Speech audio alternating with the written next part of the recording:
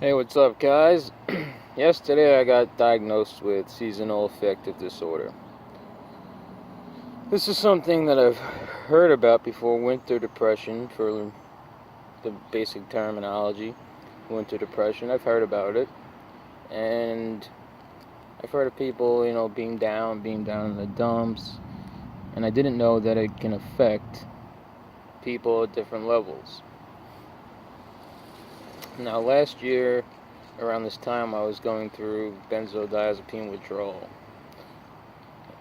And I'm feeling a lot of the same symptoms that I did last year, but I'm not going through a taper, I'm not going through withdrawal.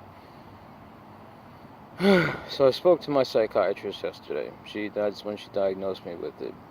Her thoughts were take more antidepressants. If you watch my channel, you know that antidepressants do not create any more serotonin in your body. They just use what you have and they keep it around longer before it's absorbed. So I left her office, just give me my prescriptions and I'll see you later. See you next month, doc.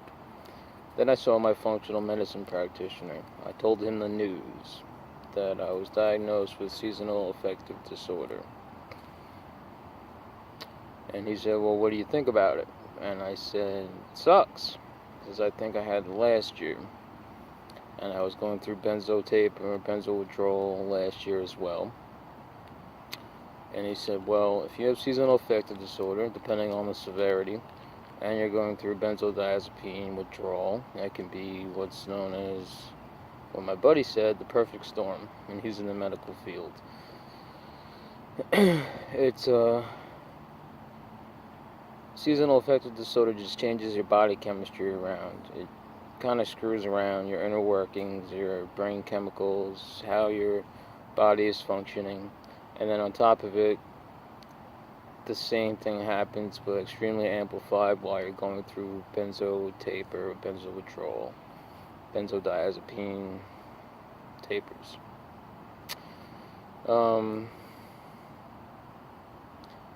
The functional medicine practitioner recommended some things. Number one was, don't let this beat you up. Don't let the idea of having seasonal affective disorder eat you alive. It is very common, and there is plenty of things we can do about it. So he pulled out my chart, looked at my blood work over again, and he said my vitamin D is very low. And I said that I've been taking vitamin D, 2,000 IUs per day. Well, he upped me to 10,000 a day.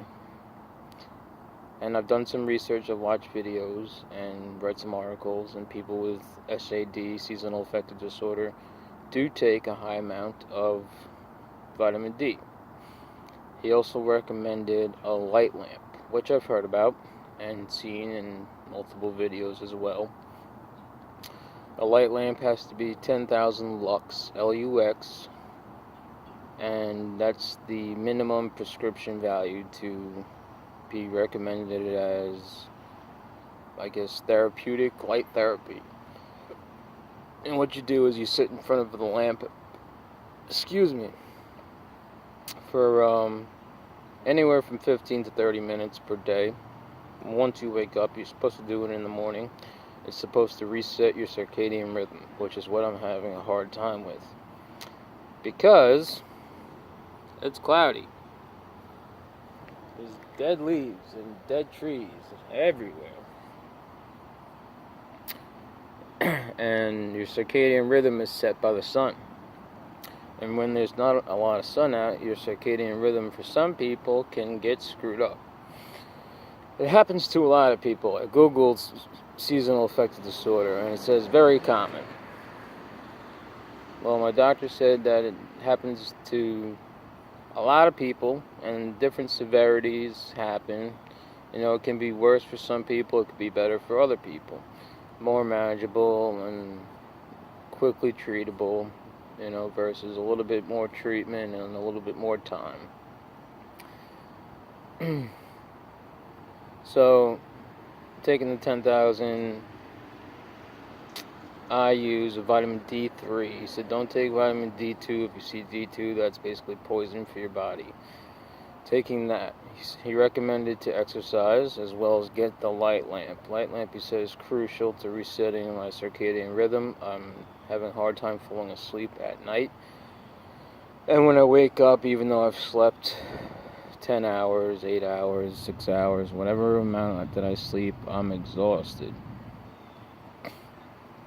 And my serotonin has gone down, if you see my last video, which can happen with seasonal affective disorder. It's your mind, your body is very fragile. So he said to implement all these things as well as something new, and it's called glutathione. And I heard the word glute and I started to panic a little bit, and I said I'm not taking anything glute, because I've heard of glutamic acid, I've heard of glutamate. That's all excitatory things, you know. They make your brain and your body go, go, go. You know, he calmed me down quite quickly and said that glutathione is not anywhere in the realm of glutamate or glutamic acid. Glutathione is actually our number one antioxidant in our body, and it's produced by the liver. And people with depression, with anxiety, with mood disorders, with diseases, with illnesses, their glutathione goes down. And knowing what I know now, having oxidized cells in your body, which is where antioxidants come into play, they remove the oxidized cells. Oxidized cells are no good for our brain, no good for our body, and shouldn't be around. And more will develop if we have low antioxidants. So eating vegetables and stuff like that are very, very good. But this stuff called glutathione is called, comes in a form of liquid, which you can spray in your mouth. You can use it through an IV, you can inject it, you can take capsules, a bunch of different ways you can get it. And it's naturally produced by your body. But I got a form called liposomal, and that's a new word for me. Liposomal means that it's absorbed through your mouth. And what I've been told to do by my doctor is take 2 squirts out of this bottle and let it sit under my tongue for 30 seconds and then swallow it. So I looked up glutathione, and I went straight to YouTube, obviously, and all I found was a bunch of people looking to lighten their skin and how it has a bleaching effect. And I was freaking out. I don't need to lighten my skin. I was about to call my doctor and say, what the fuck did you give me? But then I just said, screw YouTube for a second, let's go to Google. And there is actually scientific evidence from, I think it's NCIB. It's like a pretty big website that does medical research, and it's ran by doctors and scientists and shit like that. There has been clinical research done on glutathione and helping with depression, helping with anxiety, and it's helped people with Parkinson's disease, and it's helped people with multiple sclerosis, it's helped people with a lot of different things. And I was shocked. But I also got really anxious before I took it, because I said, what if this isn't it? What if this isn't going to fix the problem? What if I'm doomed for another couple months of depression, which fucking suck, after I was feeling so well? Now I know a lot of people have had SAD before, and they've dealt with it many, many years. And some people are smart, and they take preemptive steps to prevent it from going too deep. They start their light therapy early, their vitamin D early, their exercise early, all the recommended steps. And I applaud those guys and girls who do that.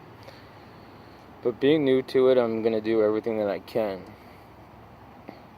And Last night I went outside with my wife and I took my 2 squirts of glutathione because I heard it might taste like sulfur.